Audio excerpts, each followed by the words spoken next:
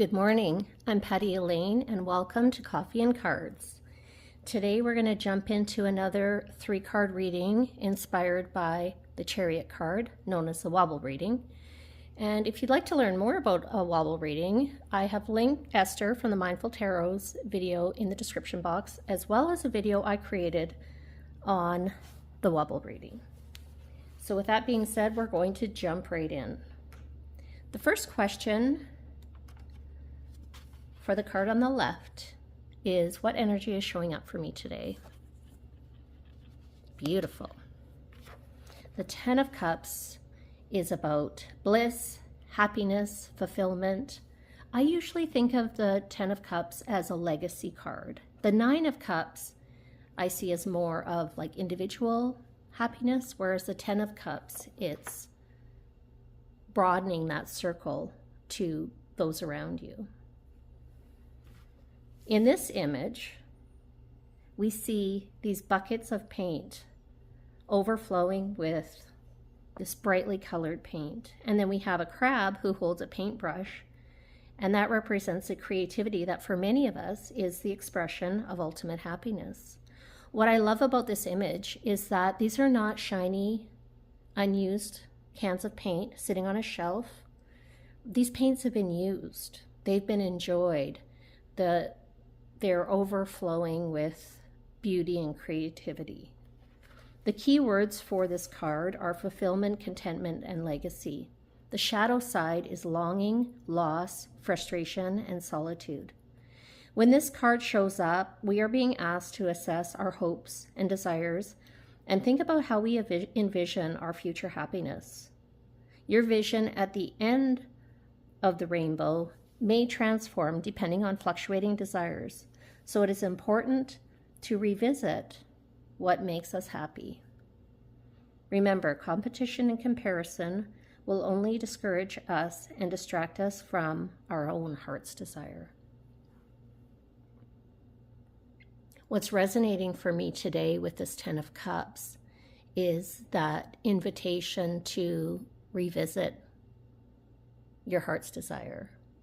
And implicit in that is permission to change and evolve. And what fills your cup today might not be the same thing into the future, and that's okay. Beautiful. So if that is the energy for today, what is the energy that is competing with the 10 of Cups energy? The 8 of Swords. Well, I can't imagine a card that could more fiercely compete with the 10 of Cups than the 8 of Swords.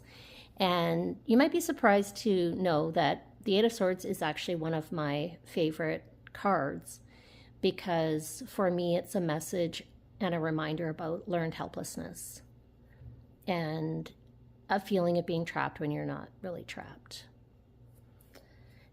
And often this card shows up when we're in a state of overwhelm and we have either an inability or an unwillingness to see the power that we have to change our circumstances. In this image, a raven is bound and standing within a circle of 8 feathers on a beach. The blindfold and the ropes represent her inability to leave behind a bad situation, which leaves her waiting to be rescued. The circle of feathers represents her fears of what may be beyond the circle. And though her wings are bound, notice that she has feet and even shoes on her feet. So she cannot fly right now, but she could walk away at any point in time. The key words are confinement, helplessness, victimization, inaction, and vulnerability. This card indicates a time to acknowledge how we are perceiving our restrictions and limitations. When feeling trapped or overwhelmed, at times it may not necessarily be a reality, but instead a narrative that we have believed for so long that it has become our truth. If we believe our stories and give them our energy, they will manifest. One of the messages of this is that you may or may not be responsible for the situation that we're currently in, but we are responsible for changing it. And are we focusing on what we can't do instead of what we can do? And whenever we feel stuck, if we can replace those thoughts of defeat and despair with a visualization of where we'd like to be, that can sometimes propel us forward. So the competing energies are the 10 of Cups, which anything is possible. What's at the end of the rainbow for you? Versus the 8 of Swords, which is that powerlessness, feeling like a victim, feeling hopeless. So what is a really good question that can help us navigate these competing energies? The Empress. Well, the mother energy is really stalking us this week. The Empress is a major arcana card and the ultimate archetype of a mother, the divine mother. She is fierce and powerful, but also sensual and soft. She's nurturing and protective. The Empress card is about creation, and not about creating and walking away, but rather creating, holding it by the hand and nurturing it, and stewarding it to its full potential. This maternal energy helps us grow and expand in the direction of our dreams. And it's also a nurturing of others card. It's a reminder. It's a reminder about connecting deeply with your desires and your dreams of creation, and also connecting with Mother Earth.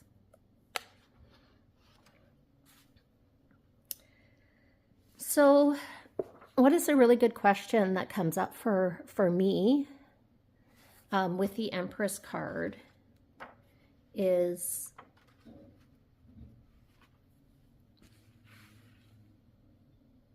what is the action that I can take in the direction of my dreams? And how can I, instead of focusing on whatever restrictions are coming up for me, how can I focus on the next step in the direction of my dreams? And holding that image in my mind of what's at the end of the rainbow for me in happiness. I think that's a beautiful trio of cards. And if you're interested, I'm just going to pause this video for a second, and I'm going to go grab the court cards that have come up at other points this week, and I'm going to explain the similarities and differences between the Empress and the court cards. So stay tuned if you're interested. All right, I grabbed the other cards. And so starting with the Empress card, which was our really good question for today, as I mentioned, this is a major arcana card, and she represents universal, cosmic, and the archetypal feminine energy. She embodies creation, fertility, abundance, and the nurturing forces of life. And as a divine mother, she is there to support us in birthing new life into our lives, ideas, projects, relationships, creativity. Now, if the Empress is Mother Nature herself, as represented by this tree image, then we can think of the queens as her daughters, and each one masters a different element of life. So I think this was the first card that came up this week, the Queen of Swords. So the Queen of Swords embodies intellect, discernment, clarity. The Queen of Swords uses her wisdom to set boundaries and make decisions, rather than what the Empress does, which is the nurturing and the creation. And then we also had one Queen of Cups, the Mother of Cups, came up as a really good question for us this week. Now, the Mother of Cups is emotionally intuitive, compassionate, and nurturing, which is similar to the Empress, but she's more focused on inner wisdom and emotional support rather than creation. So I think that's an important differentiator there. Now, we had two Queens of Wands this week. Or no, sorry, Queens of Pentacles. So we had the Queen of Pentacles. This one came up for us. Love that card. And then we also had the Mother of Pentacles, the doe and her fawn. So the Queen of Pentacles is the closest to the Empress energy. She embodies practical, nurturing, home life, and physical well-being. We talked about simple. We talked about simple abundance when it comes to the Queen of Pentacles. And with the Mother of Pentacles, that tough love aspect of I'm going to keep you safe and I'm going to nurture you, but I'm also going to make you do what needs to be done in order to become a independent and, I guess, nurtured adult.